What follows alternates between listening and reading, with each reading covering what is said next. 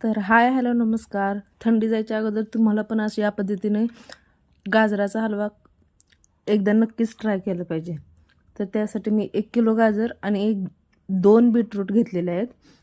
Bit पण आपल्या शरीरासाठी चांगलं असतं आणि गाजराच्या हलव्याला एकदम सुरेख रंग येतो, त्यामुळे मी इथं बीटचा वापर केलेला आहे.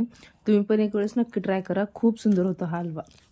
बीट आणि 1 किलो गाजर आणि 2 बीट मी किसून एका कढईमध्ये एक अर्धी वाटी तूप घेतलेलं आहे आणि त्यामध्ये चांगल्या प्रकारे भाजलेलं आहे. खमंग वास सुटेपर्यंत आपल्याला गाजराचा किस भाजून घ्यायचा आहे. त्याच्यानंतर तुम्ही बघू शकता की आपण जो किस टाकलं होतं त्याची क्वांटिटी थोडीशी कमी होत आहे.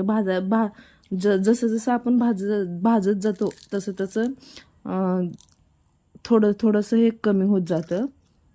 याचा रंग चेंज होईपर्यंत आणि चांगला सुगंध घरभर सुगंध पसरेपर्यंत आपल्याला सतत हलवत राहायचं आणि भाजत राहायचं आहे. तुम्ही बघू शकता हे चांगलं भाजल्याच्या नंतर हे काय असं दिसायला लागतं. तर या स्टेजला आपल्याला दूध ॲड करायचं आहे. तर मी 1 किलो गाजरासाठी इथं अर्धा लिटर आणि घरात माझं 1 कपभर शिल्लक होतं ते दूध टाकलेलं आहे. तुम्ही अर्धा लिटर किंवा त्यापेक्षा कमी जास्त दुधाचं प्रमाण कमी जास्त करू शकता. हे पूर्णपणे तुमच्या मनावर आहे. जेवढं जास्त दूध टाकाल तेवढा हलवा टेस्टी बनतो. पण माझ्याकडे अर्धा लिटर होतं म्हणून मी तेवढंच टाकलेलं आहे.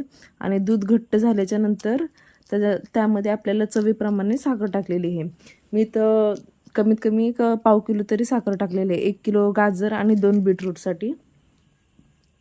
तुमच्या गोडाच्या आवडीप्रमाणे तुम्ही कमी जास्त साखरेचं प्रमाण करू शकता. आणि साखर टाकल्याच्या नंतर आपल्याला हे सतत हलवायचं आहे आणि साईडला जे चिकटलेलं आहे ते पण आपल्याला हलवत सतत काढायचं आहे. मला इथे थोडंसं अजून साखरेची गरज वाटत होती म्हणून मी थोडीशी 1 अर्धा कप अजून साखर टाकलेली आहे त्यामध्ये. साखर टाकल्याच्या नंतर आपल्याला हे कंटिन्युअस हलवायचं आहे. शक्यतो तुम्ही जाड बुडाची कढई घ्या हे सगळं करण्यासाठी. आणि शेवटी विलायचीची पावडर टाकलेली आहे. पावडर टाकल्याच्या नंतर आपल्याला एकदा चांगलं सगळं मिक्स करून घ्यायचं आहे. आणि तुम्ही बघू शकता या हलव्याचा रंग वगैरे किती छान आलेला आहे.